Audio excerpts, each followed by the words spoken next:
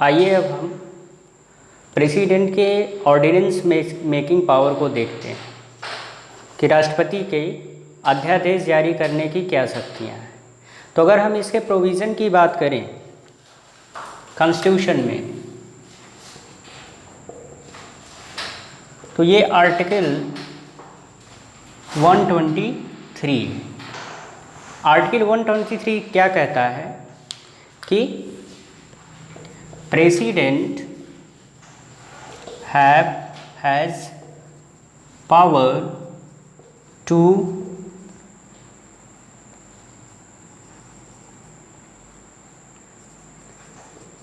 promulgate ordinance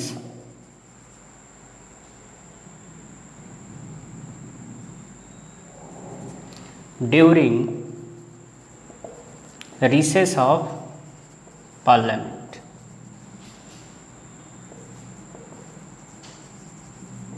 यानी article 123 के तहत ये प्रावधान है कि राष्ट्रपति को संसद के सत्रावसान के दौरान, यानी जब संसद जो है अपने कार्य अवधि में ना हो या सेशन में ना हो, उस दौरान राष्ट्रपति को अध्यादेश जारी करने की शक्ति आर्टिकल अनुच्छेद 123 या 103 के द्वारा 123 के द्वारा दिया गया है।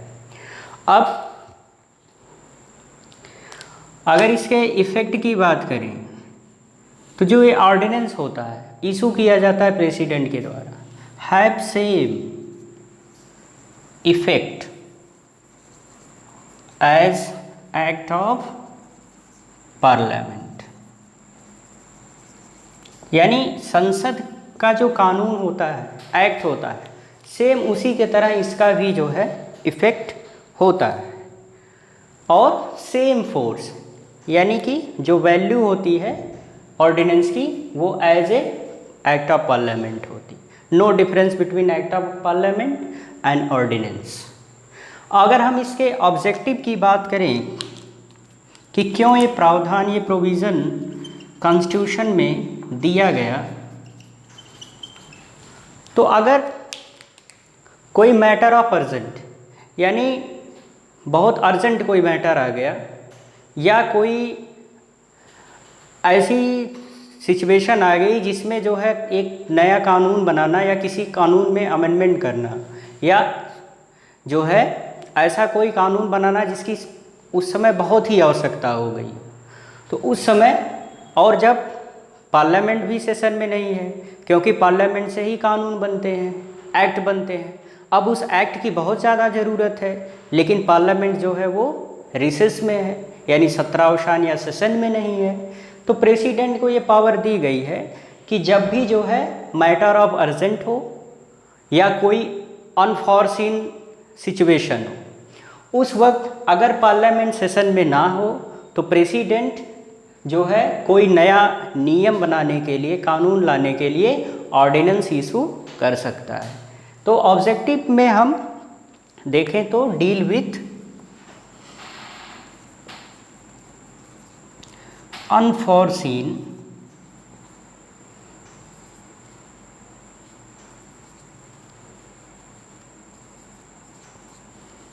और अर्जेंट मैटर, यानी कि कोई अनफॉर्सीन या अर्जेंट मैटर हो जिस पर एक्ट बनाना बहुत ही आवश्यक हो गया हो, लेकिन पार्लियामेंट सेशन में ना हो, तो उस समय प्रेसिडेंट के को पावर है आर्टिकल 123 के द्वारा कि वो ऑर्डिनेंस जो है प्रोमलगेट या इशू कर सकता है। अब आइए हम देखते हैं कि कब कब ऑर्डिनेंस जो है वो इशू किया जा सकता है।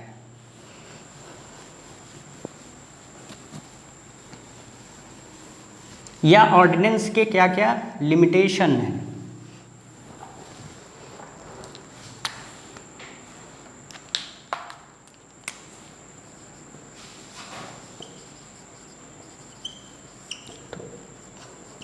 तो अगर हम ऑर्डिनेंस इशू या ऑर्डिनेंस इश्यू होने के क्या क्या लिमिटेशन हैं, तो पहला लिमिटेशन अगर देखें तो व्हेन बोथ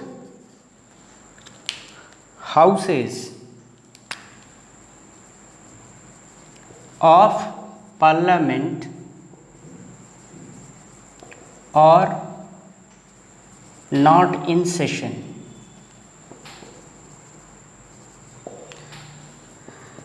जब संसद के दोनों सदन सेशन में या अपने कार्यावधि में ना हो। Next, either house of parliament is not in session, यानी दोनों हाउस में से कोई एक हाउस जब जो है सेशन में ना हो। Third, when only one house is in session, और जब केवल एक ही हाउस सेशन में हो। अब यहाँ देखिए, एक ही हाउस सेशन में हो तब भी ऑर्डिनेंस इशू किया जा सकता है। क्यों?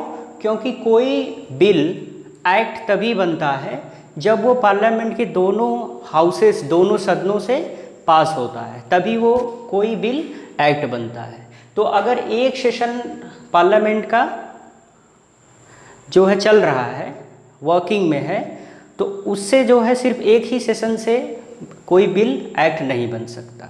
तो इसलिए अगर एक ही हाउस अगर सेशन में है तब भी प्रेसिडेंट ऑर्डिनेंस इशू कर सकता है।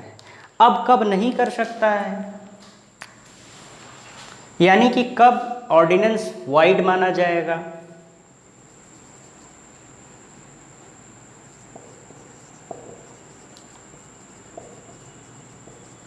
When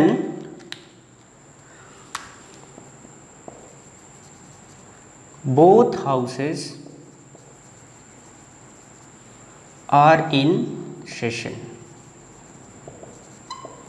जब दोनों संसद के दोनों सदन क्या हो, सेशन में हो, और प्रेसिडेंट कोई अगर ऑर्डिनेंस इशू कर देता है तो वो ऑर्डिनेंस क्या होगा? वाइड होगा, अवैध होगा, यानी वो ऑर्डिनेंस नहीं माना जाएगा।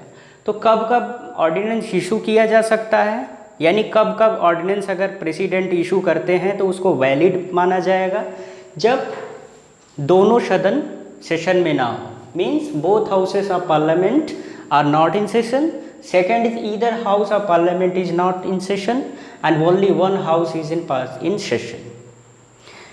कोई एक हाउस सेशन में ना हो या कोई एक हाउस सेशन में हो, तो इन तीनों जो है सिचुएशन पे ऑर्डिनेंस इशू वैलिड माना जाएगा। बट अगर दोनों हाउस सेशन में हैं और पार्लियामेंट या प्रेसिडेंट ने ऑर्डिनेंस इशू कर दिया तो वो इनवैलिड होगा, यानी वाइड माना जाएगा, अवैध माना जाएगा। अब इसके बाद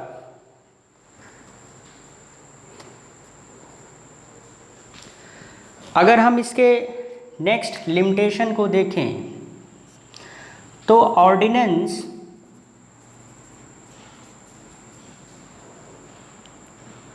और प्रेसिडेंट्स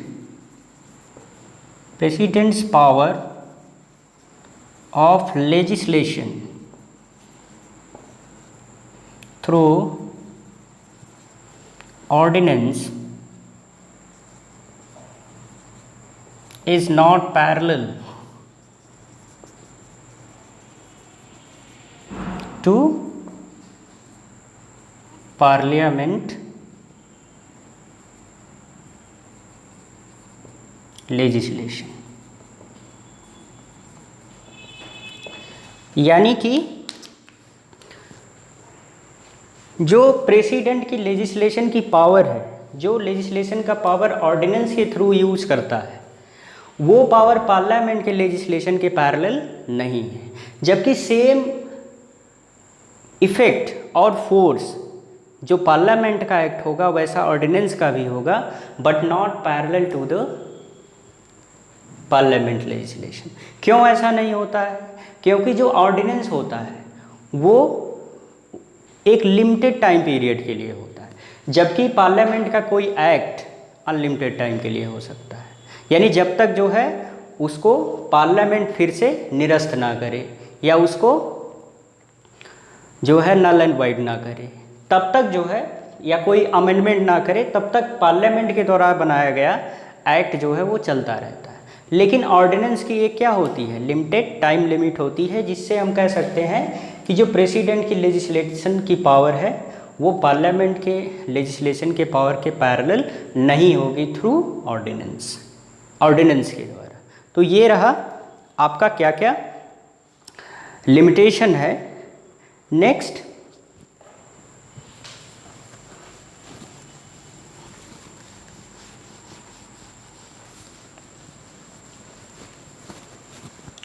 प्रेसिडेंट ऑर्डिनेंस तभी इशू कर सकता है जब वो सेटिस्फाइड हो कि सिचुएशन या सर्कमस्टांसेस ऐसी आ गई हैं जिसमें ऑर्डिनेंस इशू करना बहुत ही ज़रूरी है।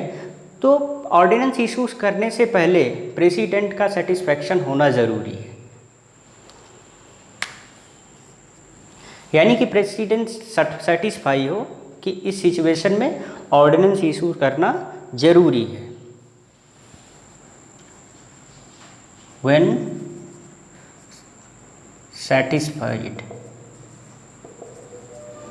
that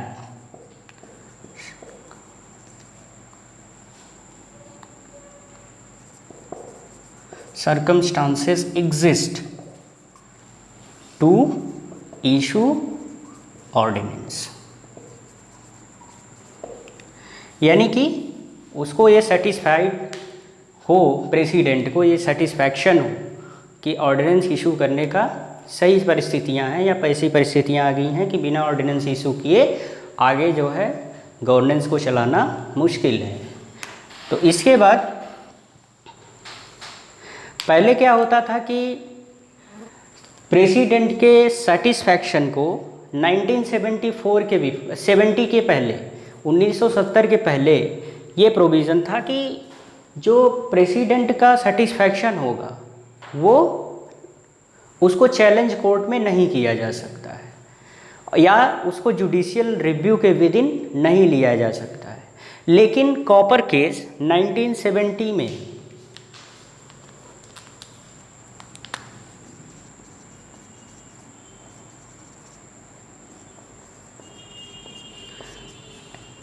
सुप्रीम कोर्ट ने एक रूल किया। Supreme Court ruled that President satisfaction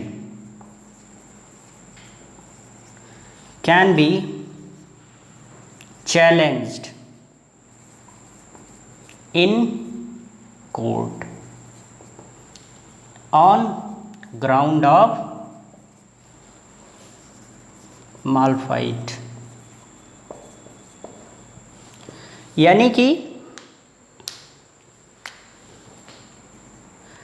जब किसी को लगे कि प्रेसिडेंट ने जो ऑर्डिनेंस इशू किया है, जो सेटिस्फैक्शन है प्रेसिडेंट का, वो क्या है, अनकॉन्स्टिट्यूशनल है या रॉन्ग है, मालफाइड है या उसमें कुछ डिफेक्ट है या इंटेंशनल है, किसी पॉलिटिकल गेन्स के लिए है या गवर्नमेंट के द्वारा पॉलिटिकल गेन्स के लिए या पॉलिटिकल फ़ायदे के लिए ऑर्डिनेंस इशू किया गया हो, या एक पर्टिकुलर एक्ट को इन्फोर्स करने के लिए ऑर्डिनेंस इशू किया गया हो, तो कोई भी मालफाइड या गलत इंटेंशन हो उस सेटिस्फैक्शन का, तो उस बैकग्राउंड पे प्रेसिडेंट के सेटिस्फैक्शन को कोर्ट में चैलेंज किया जा सकता है। ये कॉपर केस में 1970 के सुप्रीम कोर्ट ने रूल किया था। लेकिन इसके बाद क्या हुआ कि 38th कॉन्स्टिट्यूशनल अमेंडमेंट एक्ट 1975 आया।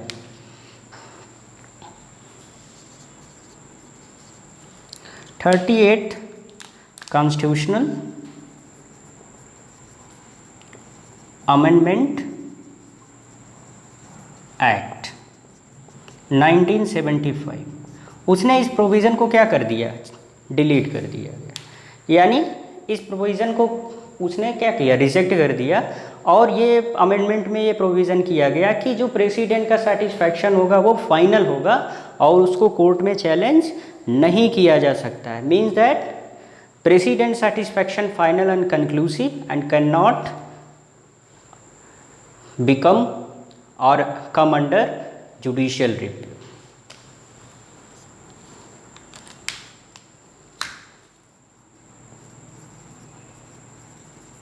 President's satisfaction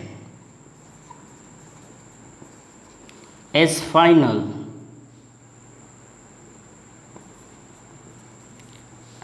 and conclusive and beyond judicial review, यानी न्यायिक पुनरावलोकन या जुडिशियल रिव्यू के अंडर में प्रेसिडेंट का सेटिस्फैक्शन नहीं होगा और वो फाइनल और कंक्लूसिव होगा। उस पर कोई भी जो उसको कोर्ट में चैलेंज नहीं कर सकता। इसके बाद इस 38 कॉन्स्टिट्यूशनल अमेंडमेंट एक्ट 1975 के प्रोविज़न को 44th अमेंडमेंट एक्ट 1978 के द्वारा डिलीट कर दिया गया।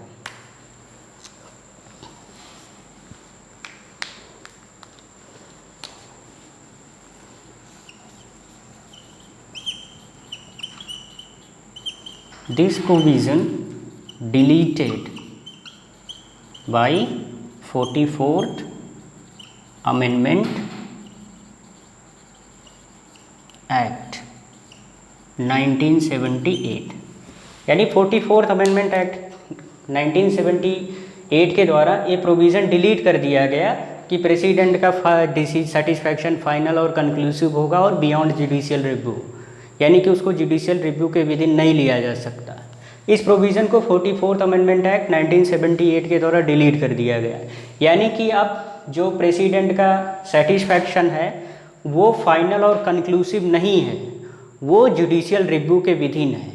यानी कि अगर ये लगता है कि जो प्रेसिडेंट का सेटिस्फैक्शन है वो मालफाइड है, यानी कि कुछ उसमें गलत इंटेंशन है, तो उसको जो है कोर्ट में चैलेंज किया जा सकता है। ये करंट जो है सिचुएशन है इस चीज़ की, तो इसको आप ध्यान दीजिएगा कि कॉपर केस 1970 में ये प्रोविज़न किया गया कि प्रेसिडेंट का satisfaction on the ground of malafide court में चैलेंज किया जा सकता है। लेकिन इसके बाद 38 कॉन्स्टिट्यूशनल अमेंडमेंट एक्ट 1975 में ये प्रोविज़न किया गया पार्लियामेंट के द्वारा कि प्रेसिडेंट का जो सेटिस्फैक्शन होगा is final and conclusive and beyond the judicial review, उसको जो है कोर्ट में चैलेंज नहीं किया जा सकता। इसके बाद 44th अमेंडमेंट एक्ट 1978 आया जिसमें पार्लियामेंट ने इस प्रोविज़न को डिलीट कर दिया गया और अब जो प्रोविज़न ये है कि प्रेसिडेंट के सेटिस्फैक्शन को मालाफाइड के ग्राउंड पे क्या किया जा सकता है, कोर्ट में चैलेंज किया जा सकता है, यानी कि प्रेसिडेंट का जो सेटिस्फैक्शन है वो अब जुडिशियल रिव्यू के विदिन आता है। अब आइए देखते हैं कि ऑर्डिनेंस के क्या क्या इम्प्लीकेशंस हैं।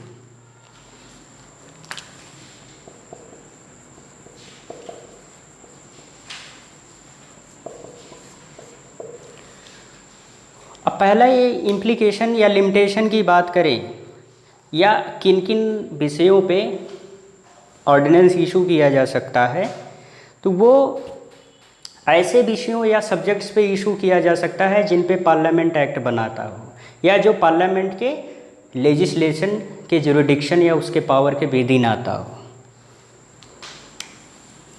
Only on those subjects on which parliament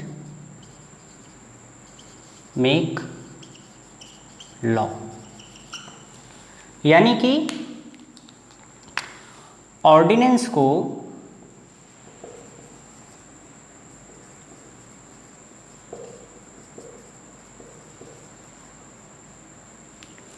कब इशू किया जा सकता है, किन सब्जेक्ट्स पे, जिस पे पार्लियामेंट जो है लॉ बनाता हो।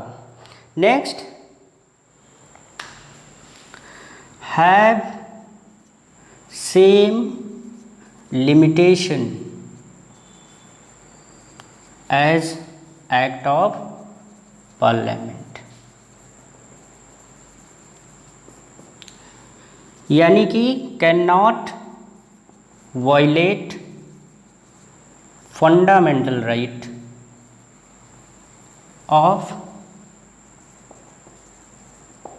यानी फंडामेंटल राइट्स को ऑर्डिनेंस वायलेट नहीं कर सकता, और subject to same constitutional limitation as act of parliament. जैसे पार्लियामेंट के एक्ट पे जो है जो कॉन्स्टिट्यूशनल लिमिटेशन है कि वो फंडामेंटल राइट्स को जो है वायलेट नहीं कर सकता, कॉन्स्टिट्यूशन के बेसिक स्ट्रक्चर को जो है डिस्ट्रॉय या वायलेट नहीं कर सकता, वैसे सेम लिमिटेशन जो है वो ऑर्डिनेंस पे है। Can not violate basic structure of constitution. Fundamental rights और बेसिक स्ट्रक्चर ऑफ कॉन्स्टिट्यूशन ये हम अलग से इसके लेक्चर में देखेंगे। तो अब तो ऑर्डिनेंस इशू होने के क्या क्या लिमिटेशन हैं ये हो गया। अब आइए देखते हैं कि ऑर्डिनेंस इशू करने के बाद कितने, क्या वो फ्यूचर में एग्जिस्ट या परसिस्टेंट रह सकता है, कंटिन्यू रह सकता है, या प्रेसिडेंट को पार्लियामेंट के जब रीअसेंबलिंग हो पार्लियामेंट की तब उसको प्रस्तुत करना पड़ेगा कि पास करने के लिए कि जो है पार्लियामेंट उसको पास करे एक ऑर्डिनेंस को।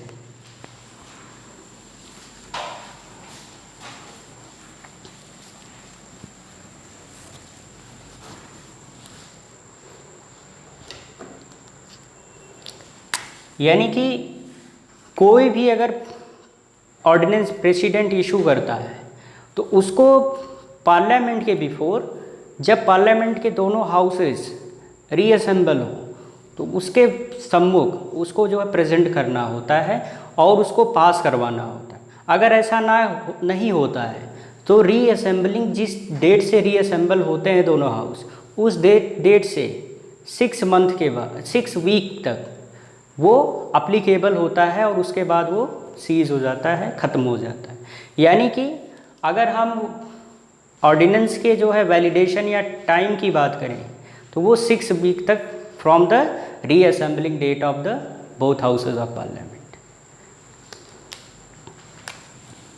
Every ordinance should be placed before both houses of parliament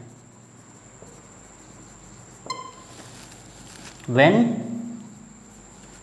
houses reassemble।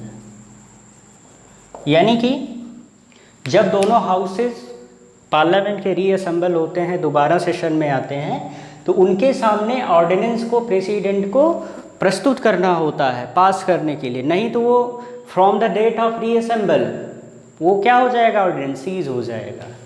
If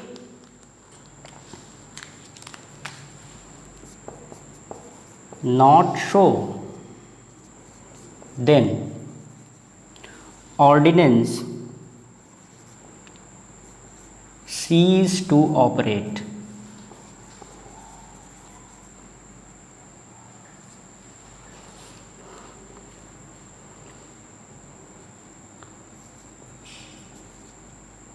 After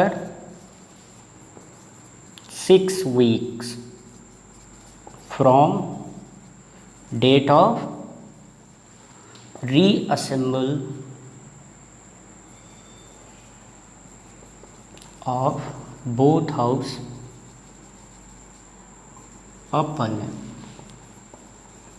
यानी कि अगर प्रेसिडेंट ऑर्डिनेंस को जब पार्लियामेंट के दोनों हाउस रीअसेंबल होते हैं अगर प्रस्तुत नहीं करता है तो जो ऑर्डिनेंस होगा वो 6 वीक के बाद क्या हो जाएगा, इनऑपरेटिव हो जाएगा। यानी उसका जो इफ़ेक्ट होगा, फोर्स होगा, वो ख़त्म हो जाएगा from the date of reassembling of both houses.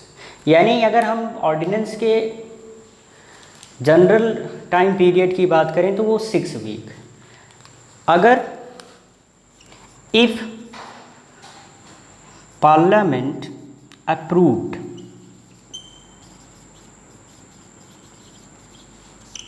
then ordinance become act.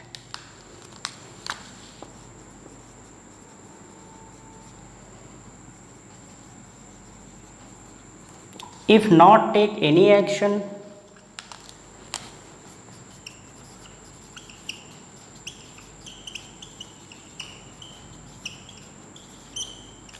then ordinance cease.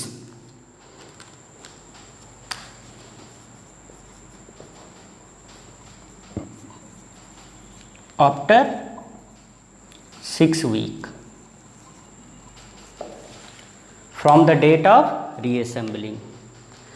और ये बिफोर 6 वीक भी क्या हो सकता है, ख़त्म हो सकता है अगर पार्लियामेंट उसको डिसअप्रूव कर दे।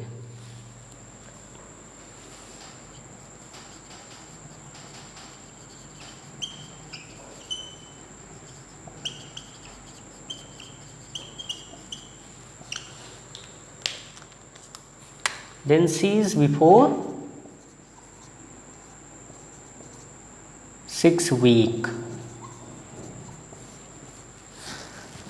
अब मान लीजिए कि जो है कोई एक सेशन पहले रीअसेंबल होता है और दूसरा सेशन कुछ दिन के बाद होता है, यानी कि दोनों सेशन के रीअसेंबलिंग में टाइम गैप हो, तो दोनों सेशन तो ऑर्डिनेंस जो है वो मैक्सिमम 6 वीक तक 6 मंथ तक ऑपरेट हो सकता है।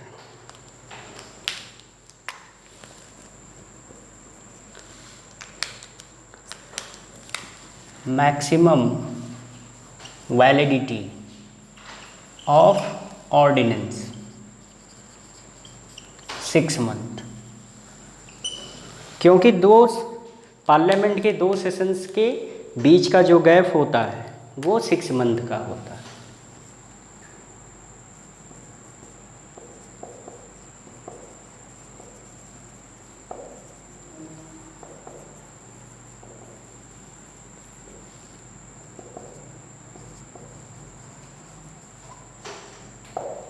यानी 2 सेशन के बीच का जो पार्लियामेंट के गैप होता है वो 6 मंथ का होता है, यानी कि ऑर्डिनेंस की मैक्सिमम वैलिडिटी क्या होती है, 6 मंथ की होती है। और जनरल जो वैलिडिटी होती है यानी वो 6 वीक, यानी 6 वीक से 6 मंथ तक इस टाइम रेंज के बीच में ऑर्डिनेंस की वैलिडिटी होती है। और प्रेसिडेंट कभी भी ऑर्डिनेंस को क्या कर सकता है, विड्रॉ कर सकता है।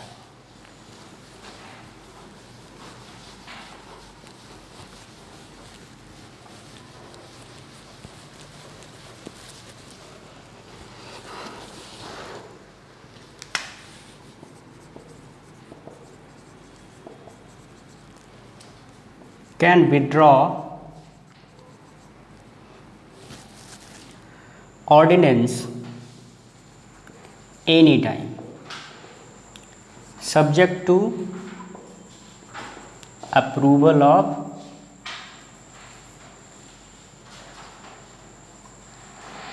Council of Minister headed by PM। और जो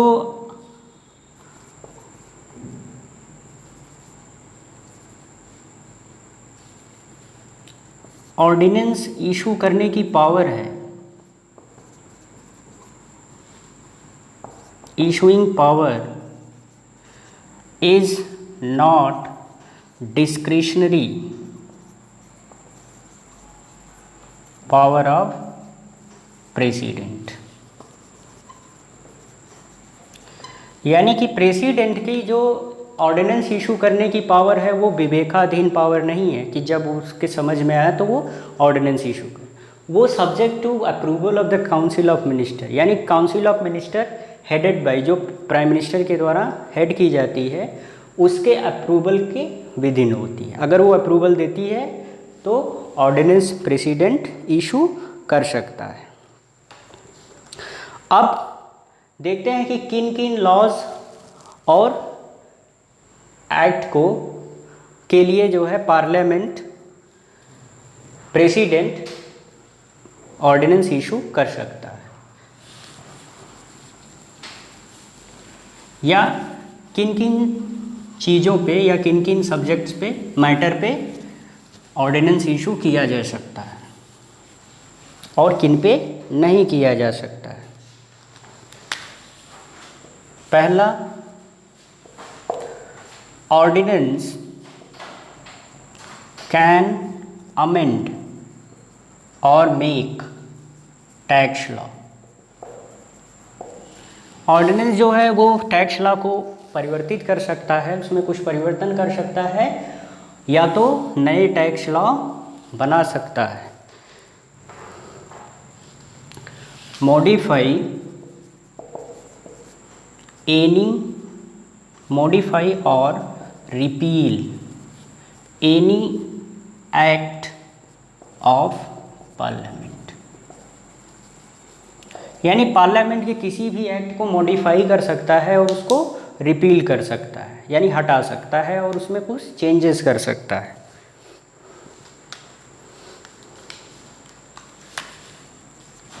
can be issue when no war or armed rebellion or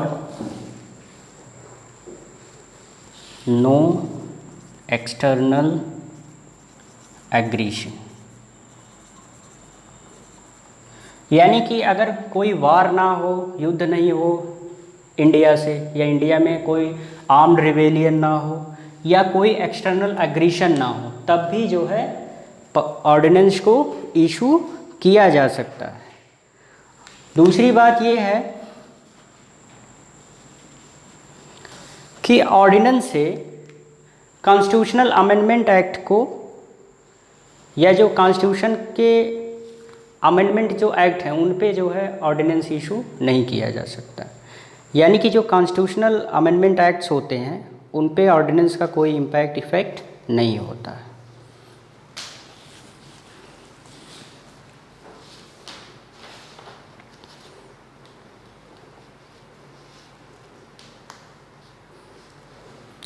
तो ये आपका रहा ordinance making power of the president. अब इसके बाद इससे रिलेटेड एक केस था 1987 का, डीसी वाधवा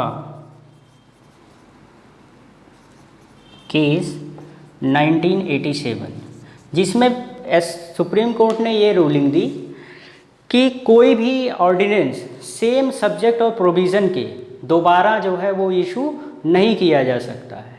यानी कि अगर एक ऑर्डिनेंस इशू किया गया तो फिर उसको रीअसेंबल जब हाउसेज होते हैं तो उनके बिफोर जो है प्रस्तुत किया जाए उनको पास करने के लिए।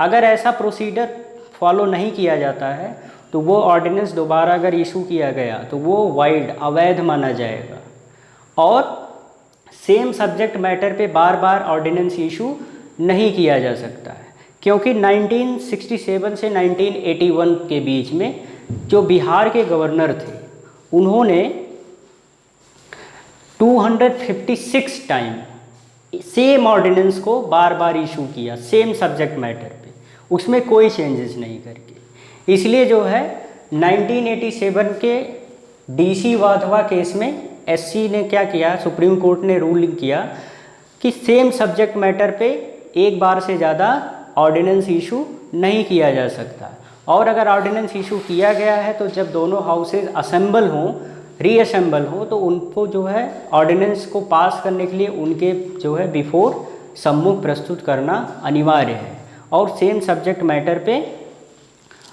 ऑर्डिनेंस इशू नहीं किया जा सकता। यानी successive ordinance with same provision can not issued. If so, then it shall be y. यानी कि ऑर्डिनेंस कि लॉ मेकिंग की जो एक्सेप्शनल पावर प्रेसिडेंट या गवर्नर को दी गई है वो ऑर्डिनेंस इशू करके यूज़ नहीं की जा सकती। यानी कि अगर कोई डिफेक्टिव लॉ है उसको ऑर्डिनेंस के तहत इशू करके इफ़ेक्ट में नहीं लिया जा सकता है। और लेजिस्लेटिव पावर को सब्स्टिट्यूट करने के लिए ऑर्डिनेंस का जो है गलत यूज़ नहीं किया जा सकता। ये DC वाडवा केस में 1987 में सुप्रीम कोर्ट ने रूल किया कि सेम सब्जेक्ट मैटर पे बार बार इशू किया जाने वाला ऑर्डिनेंस अध्यादेश अवैध होगा। और अगर एक बार ऑर्डिनेंस को इशू किया गया है तो ये प्रेसिडेंट या गवर्नर के लिए मस्ट है कि वो जब दोनों हाउसेस रीअसेंबल होते हैं तो ऑर्डिनेंस को पास करने के लिए उसके वैलिडेशन के लिए उनके सम्मुख प्रस्तुत करें। ये DC वाडवा केस 1987 में सुप्रीम कोर्ट ने रूलिंग दी थी। तो इस प्रकार से ये आपका ordinance making power of the president रहा।